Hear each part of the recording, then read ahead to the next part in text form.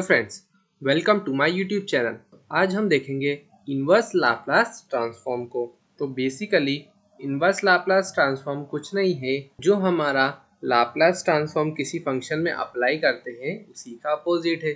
जैसे कि हमारा गिवन फंक्शन है एफ ऑफ टी, उसको हमने लाप्लास ट्रांसफॉर्म वाले ऑपरेटर के अंदर पुट करा तो ये आ गया हमारा Laplace transform of F of T. तो ये क्या करता है ऑपरेटर, ये इस एफ ऑफ टी फंक्शन को एक एफ बार एस फंक्शन में चेंज कर देता है, यानी कि टी फंक्शन को एक एस फंक्शन में चेंज कर देता है। पर अगर हमें वापस इस एस फंक्शन से इस टी फंक्शन में हमारा ओरिजिनल एफ टी वाला जो फंक्शन है उसे चाहिए, तो उसके लिए हम इनवर्स लाप्लास का यूज करते हैं, जिसको कि हम एल इनवर्स वाले ऑपरेटर से डिनोट करते हैं। ये क्या है हमारा इनवर्स लाप्लास ऑपरेटर, तो इससे हम डिनोट करते हैं। इसमें हम क्या पास करते हैं, एल इनवर्स में हम जो एफ बार एस वाला फंक्शन है, एफ बार एस वाला फंक्शन उसे पास कर, और फिर उसके रिस्पेक्ट में जो भी हमारा given F of T function है वो हमें वापस मिल जाता है।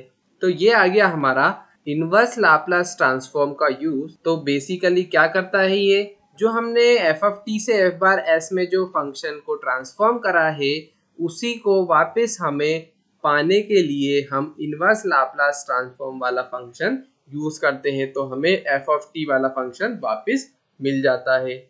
तो अब हम देखते हैं कि जो स्टैंडर्ड फॉर्मूले पढ़े थे लाप्लास ट्रांसफॉर्म के, उसको हम कैसे इनवर्स लाप्लास ट्रांसफॉर्म में अप्लाई करते हैं। तो ये जो लाप्लास ट्रांसफॉर्म के स्टैंडर्ड फॉर्मूले थे ये हमने ऑलरेडी डिस्कस कर लिए थे। तो अब हमें इनका इनवर्स लाप्लास ट्रांसफॉर्म देखना है कि कैसे इन पे इनवर्स लाप्लास ट्रांसफॉर्म एप्लीकेबल होता है। एक बार और रिवीजन कर लेते हैं कि लाप्लास ट्रांसफॉर्म हमारा एफ ऑफ टी फंक्शन से एफ बार एस फंक्शन में कन्वर्ट करता है, और जो इनवर्स लाप्लास ट्रांसफॉर्म होता है वो एफ बार एस वाले फंक्शन को एफ ऑफ टी फंक्शन में कन्वर्ट करता है। तो अब हमें यहाँ पे एफ बार एस वाला फंक्शन है उसको लिखना है। पहला वाला Laplace inverse Laplace of 1/s, मतलब कि अब यहाँ पे ये हो गया हमारा एफ बार एस और ये हो गया हमारा एफ ऑफ टी फंक्शन। तो एफ बार एस अगर हम तो एफ बार एस पे हम इनवर्स लाप्लास लगाते हैं तो हमें एफ ऑफ टी मिलता है, यानी कि इसका आंसर 1 होगा। अब सेकेंड वाले को करेंगे। यहाँ पे था Laplace transform of t to the power n equal होता है factorial n upon s n plus 1 के। पर यहाँ पे जो फैक्टोरियल एन है वो तो कांस्टेंट है, तो इसे हम अदर साइड यानी कि लेफ्ट हैंड साइड में शिफ्ट कर देते हैं। तो इससे हमें और आसानी होगी, क्योंकि ये तो स्टैंडर्ड फॉर्मूले है ना, तो ये बेसिक जैसा रहता है वैसा ही सॉल्व करना पड़ता है। तो लाप्लास इनवर्स को यहाँ पे लिख देंगे 1/sn+1। तो ये क्या होगा कि हर एक मतलब जहाँ भी कंडीशन रहेगी उसमें अप्लाई हो जाएगा, एन फैक्टोरियल की कोई भी झंझट नहीं रहेगी। अब ये हमारा इक्वल होगा t to the power n upon में एन फैक्टोरियल के, t to the power n upon n factorial, क्योंकि ये वाला जो एन फैक्टोरियल ये इधर साइड में डिनोमिनेटर में चला गया था। तो ये आ गया inverse Laplace of 1/sn+1 equal to t to the power n upon n factorial. और इसे हम क्या लिख सकते हैं, इनवर्स लाप्लास ऑफ 1/sn+1, इसे हम t to the power n upon gamma n+1 भी लिख सकते हैं, क्योंकि एक और फॉर्मूला है ना इसका, तो इसलिए अगर गामा वाली वैल्यू हुई तो इसलिए गामा n+1 लिख सकते हैं।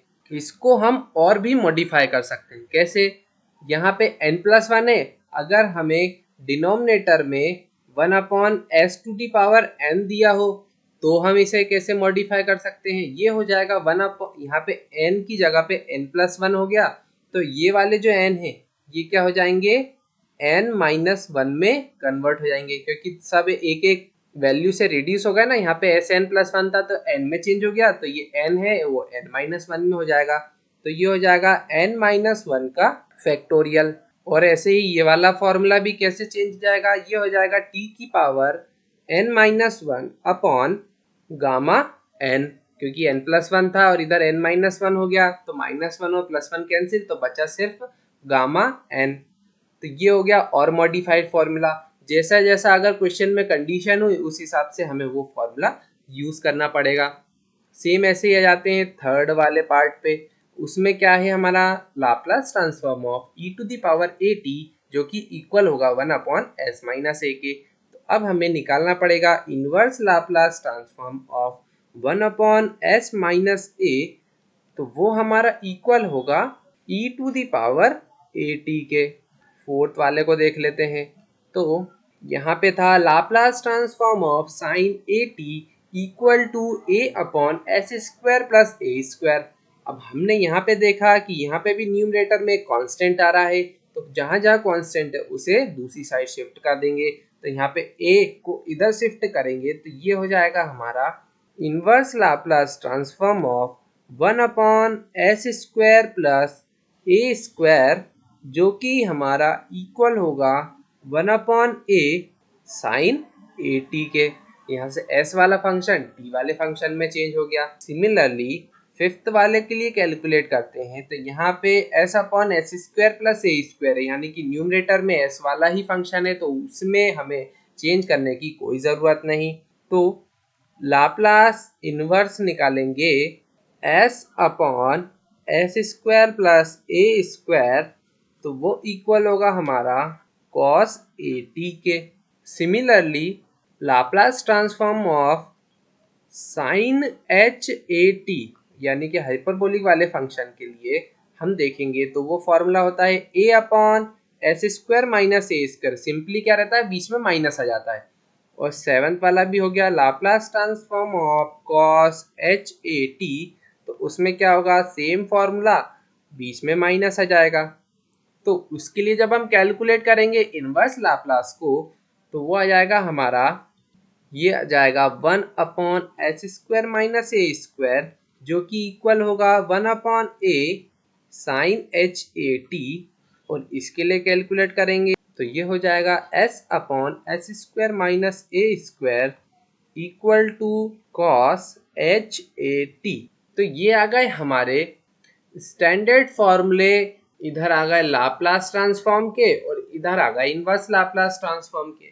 तो जिस हिसाब से क्वेश्चन होगा उस हिसाब से हमें फॉर्मूले का यूज करना है और हमारे सॉल्यूशन को फाइंड करना है। अभी तक आपने मेरे चैनल को सब्सक्राइब नहीं करा है तो प्लीज़ उसे सब्सक्राइब कर दें और शेयर करें अपने दोस्तों के साथ। See you in the next video.